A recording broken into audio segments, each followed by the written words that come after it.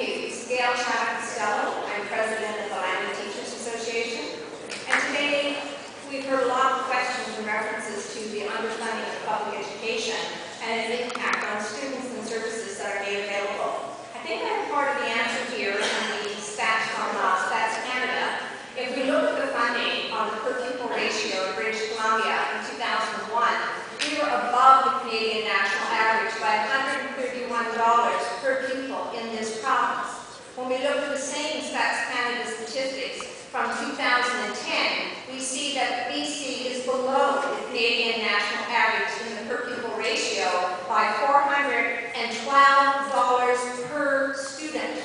We cannot help but ask ourselves if that significant underfunding does not have an impact on the services that we supply to students in classrooms in every part of this province, and what basis, on what research does the BC government get to continue stating that they are providing the highest funding ever, maybe overall, but certainly not to students, and we can see the deterioration of services to students reflected in the fact that we are now $412 below the Canadian national average on per pupil spending.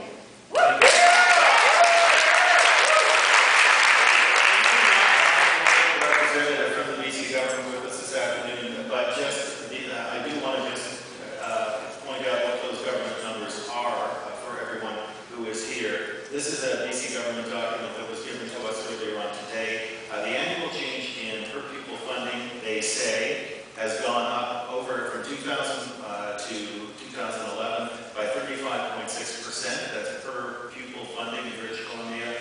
The average operating grant for schools has gone up by 27% over the same time. What they do not take into account is the rate of inflation